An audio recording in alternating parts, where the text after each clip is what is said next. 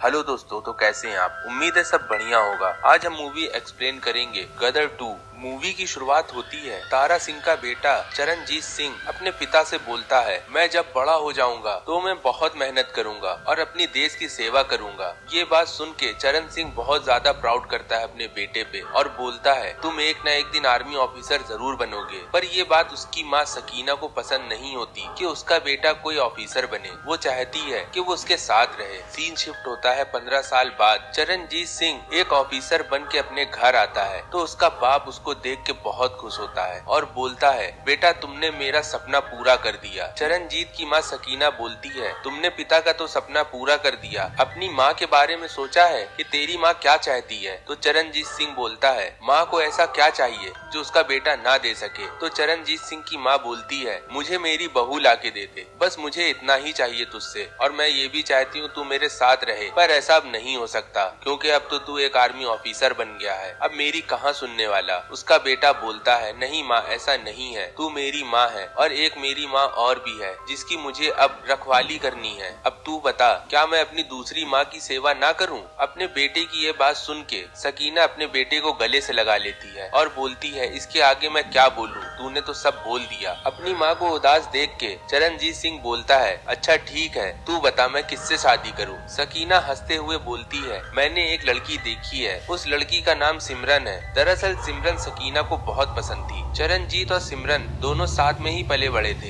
इस वजह से वो एक दूसरे को पसंद करते थे, पर वो कभी किसी को बता न पाए। पर ये बात चरण सिंह की माँ को पता थी, इस वजह से वो अपने बेटे का दिल रखने के लिए उसके साथ शादी कर देती है और उस घर में खुशी का माहौल होता है। चरण सिंह अपनी बीवी को विदा करके घर लाता है और दूसरे ही दिन एक ऑर्डर आ जाता है, जितने भी आर्मी ऑफिसर अपनी छुट्टी में गए हैं वो वापस आए। दरअसल पाकिस्तान और भारत में बहुत बड़ी जंग हो रही थी और उस जंग के लिए सिपाही की जरूरत थी, तभी सबको बुलाया जा रहा था। चरणजीत सिंह अपना फर्ज निभाते हुए तैयार हो जाता है। सकीना अपने बेटे से बोलती है, अभी तेरी शादी के 24 घंटे भी नहीं हुए और तू इस घर को छोड़ के जा रहा है। चरणजीत बोलता है, माँ मैंने तेरा फर्ज निभा दिया, अब मेरे दूसरे फर्ज की बारी है, तू मुझे मत ही रोक तो ही अच्छा है क्योंकि मैं रुकने वाला नहीं हूँ। सिमरन कौर भी बोलती है कि रुक जाओ, अभी छोड़ के मत जाओ। चरणजीत बोलता है, जैसे लड़ाई खत्म होगी वैसे ही मैं घर आ जाऊंगा, तुम परेशान ना हो, बस मेरा तुम इंतजार करना। अपने माँ बाप और अपनी बीवी से विदाई लेके चरणजीत अपनी दूसरी माँ की सेवा करने के लिए चला जाता है। वो माँ धरती माँ थी। ड्यूटी में आने के बाद वो सीधा जंग में भेजा जाता है। पाकिस्तान और इंडिया की जंग बहुत दिनों से चलती आ रही थी, पर ये लड़ाई खत्म नहीं हो रही थी और बहुत दिनों बाद ये लड़ाई खत्म होती है और इस लड़ाई में बहुत से लोग मारे जाते हैं। अंत में ये लड़ाई इंडिया जीत जाता है। इंडिया एक त्रुटि साइन करता है कि जो उसके सिपाही हैं उसको वापस करे और जो उनके पास सिपाही हैं पाकिस्तान के वो वापस करेंगे। इंडिया ईमानदारी से अपने पूरे सिपाही जो पाकिस्तान के उसने पकड़े थे वो वापस कर देता है और पाकिस्तान भी यही करता है, इंडिया के सारे सिपाही अपने भारत में भेज देता है। पूरा भारत अफसोस कर रहा है, बहुत लोग मारे गए। ये न्यूज रेडियो में आ रही थी पर घर वाले सबके घबरा रहे थे कि मेरा बेटा वापस नहीं आया, मेरा बेटा वापस नहीं आया।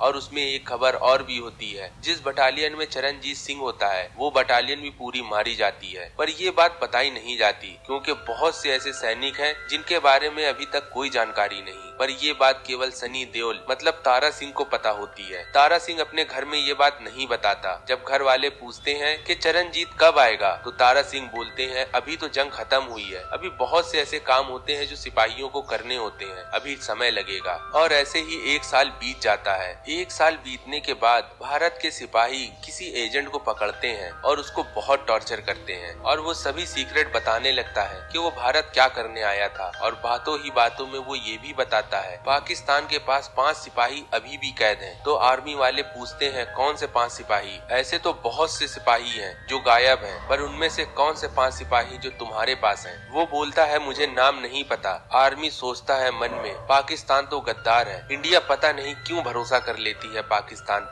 पर अब ऐसा नहीं होगा। इंडियन सरकार को जब इस बारे में पता चलता है तो इंडियन सरकार पाकिस्तान सरकार से बोलती है, मैंने आपका एक आदमी पकड़ा है और मैं कंफर्म हूँ कि आपके पास 5 आदमी हमारे अभी भी हैं। तो पाकिस्तान का चीफ बोलता है, मेरे पास ऐसी कोई जानकारी नहीं है, जिससे मैं आपको बता सकूं कि आपके 5 सिपाही मेरे पास हैं और 1 साल पहले मैंने सभी सिपाहियों को इंडिया भेज दिया था और ऐसा ही आपने किया था। आप मुझ पर गलत इल्जाम ना लगाएं तो ही अच्छा है। ये कह के वो फोन काट देता है। सीन शिफ्ट होता है लॉकअप में। जो अभी सिपाही इंट्रोगेशन कर रहा था वो तारा सिंह का बहुत अच्छा दोस्त था। तारा सिंह को वो ये बात बता देता है। ये बात जब सनी देओल को पता चलती है, मतलब तारा सिंह को, तारा सिंह का दिल बोलता है कि बेटा अभी उसका जिंदा है। इस वजह से तारा सिंह तैयार हो जाता है पाकिस्तान जाने के लिए और अपने बेटे को छुड़ाने के लिए। उसकी बीवी सकीना भी बोलती है तुम कहाँ जा रहे हो। सनी देओल नहीं बताता। वो बोलता है मैं अपने ससुराल जा रहा हूँ। पर सनी देओल तो अब दूसरे मिशन में निकला था अपने बेटे को बचाने के लिए। सनी देओल का दोस्त बोलता है तारा सिंह तुम अभी ये मत करो, पहले तुम सरकार से बात करो, गवर्नमेंट तुम्हारी मदद करेगी। तभी गवर्नमेंट से जब बात होती है तो गवर्नमेंट बोलती है हमारे पास कुछ ऐसे सबूत नहीं है जिससे हम ये कंफर्म कर सके कि भारत के बहुत से सिपाही वहाँ कैद हैं। तारा सिंह फिर अपने घर आता है और सबसे विदाई लेके निकल जाता है अपने बेटे को बचाने के लिए। सीन शिफ्ट होता है पाकिस्तान में। हम देखते हैं एक ऑफिसर, उस ऑफिसर का नाम फारूक है। वो आया है इस जेल का मुआयना करने और जेल में हम देखते हैं पहली झलक चरणजीत सिंह की। चरणजीत सिंह बहुत ज्यादा जख्मी है। दरअसल उसको एक दिन पहले टॉर्चर करा जा रहा था और चरणजीत सिंह से वही सवाल हर बार पूछा जा रहा था जो 1 साल से सब पूछ रहे थे कि भारत के पास कितने वेपन हैं,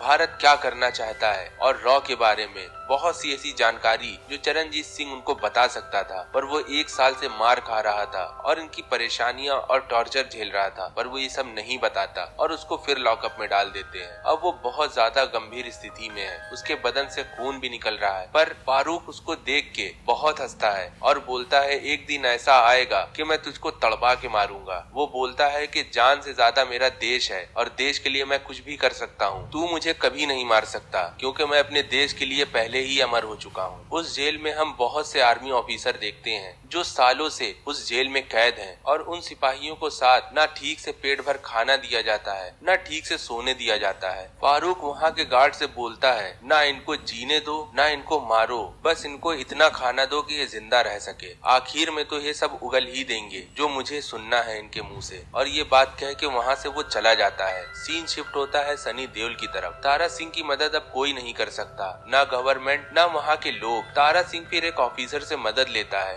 बोलता है मुझे जैसे भी करके पाकिस्तान बस पहुंचा दो। वो ऑफिसर तारा सिंह को एक मालगाड़ी में बैठाता है और बोलता है ये मालगाड़ी पाकिस्तान में रुकेगी और पाकिस्तान में रुकने से पहले तुम्हें इस गाड़ी से उतरना होगा। तारा सिंह ऐसा ही करता है। पर तारा सिंह मालगाड़ी जब स्टेशन में रुकती है तभी वो उतरता है। सब उसको देखते हैं पर कोई कुछ नहीं करता। तारा सिंह पाकिस्तान में बहुत दिन बिताता है पर तारा सिंह को ये नहीं पता चल पाता कि उसका बेटा चरणजीत सिंह कहाँ कैद है। तारा सिंह अपने दोस्त रहमान से मिलता है और उसको अपनी पूरी बात बताता है कि उसका बेटा पाकिस्तान में कैद है। तो वो तय करता है तारा सिंह की मदद करने के लिए। दरअसल बंटवारे के टाइम तारा सिंह का ये दोस्त पाकिस्तान में ही रह गया। रहमान भरोसा दिलाता है कि मैं तुम्हारी मदद जरूर करूंगा। रहमान का एक दोस्त पाकिस्तान की आर्मी में एक कमांडर होता है। वो अपने दोस्त को खाने में बुलाता है और वो तीनों बैठ के आपस में बात करते हैं। उस आर्मी ऑफिसर को ये नहीं पता कि तारा सिंह हिंदुस्तान से आया है। तभी तारा सिंह बोलता है भारत के बहुत से सिपाही हैं जो पाकिस्तान ने अपने कैद में रखे हैं और वो कहाँ रखे जाते हैं। तो वो ऑफिसर बताता है कि पाकिस्तान के अंडरग्राउंड जेल है और उस जेल में बहुत से कैदी हैं जो भारत के हैं।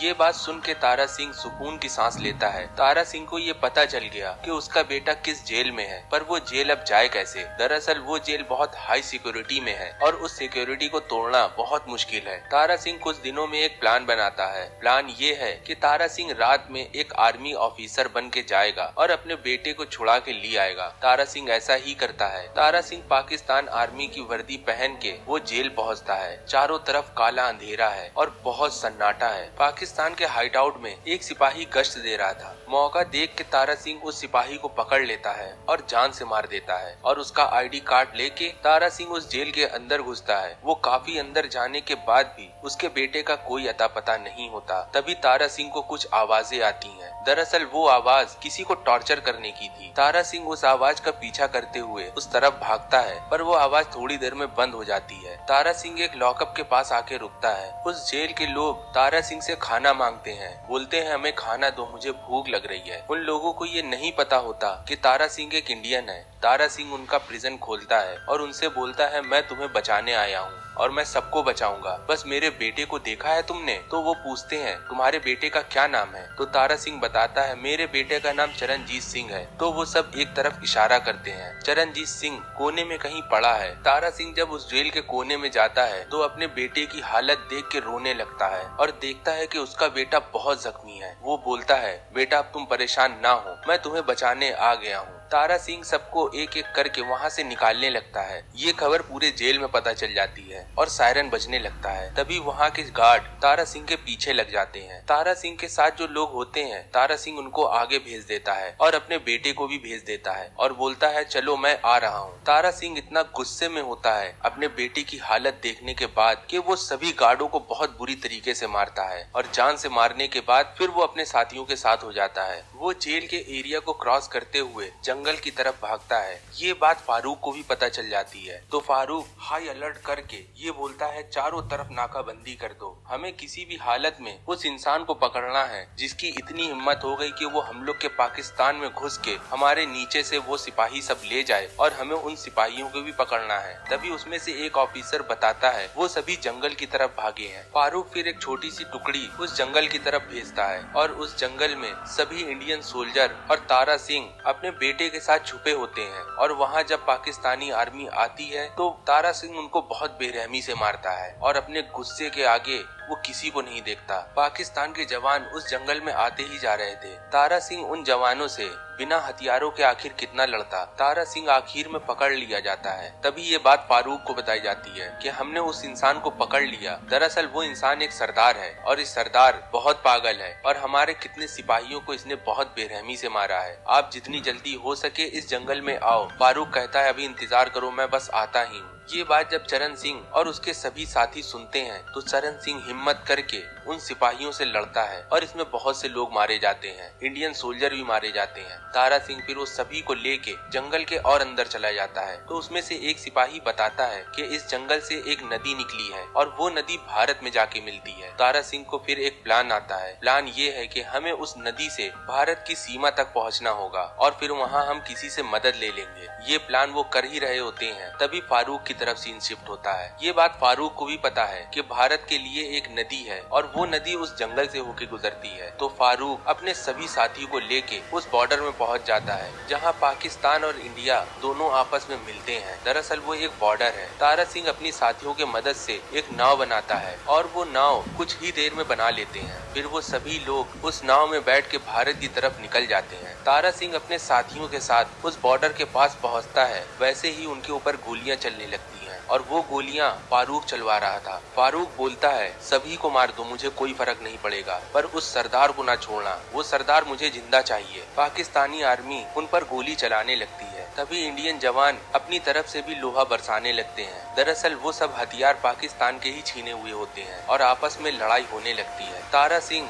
बॉर्डर के बहुत करीब पहुंच जाता है तभी फारूक उनके सामने आता है। अब यहाँ आमना सामना होता है फारूक और तारा सिंह का। दोनों में बहुत बुरी लड़ाई होती है और इस लड़ाई में तारा सिंह फारूक को बहुत बुरी तरीके से मारता है। एक एक दिन का बदला लेता है। जब उसके बेटे को उसने तड़पाया था आखिर में वो उसको मार ही देता है। फिर तारा सिंह अपने पूरी बटालियन के साथ भारत में इंटर करता है और भारत के जवान जो वहाँ पहरा दे रहे थे वो उनको पकड़ लेते हैं। फिर वो सभी सिपाही एक दूसरे को पहचान लेते हैं। अगले दिन ये बात पूरे देश में हो जाती है कि तारा सिंह ने बहुत जवानों को पाकिस्तान से बचा के इंडिया लाया है और उसको सम्मानित किया जाता है। और यहीं से कहानी होती है खत्म। अगर आपको दूसरी कहानी देखनी हो तो आप इस चैनल को लाइक और सब्सक्राइब करें और कमेंट्स में हमें बताएं कि आपको दूसरी मूवी कौन सी देखनी है। मिलते हैं हम लोग अगली वीडियो में, तब तक के लिए गुड बाय।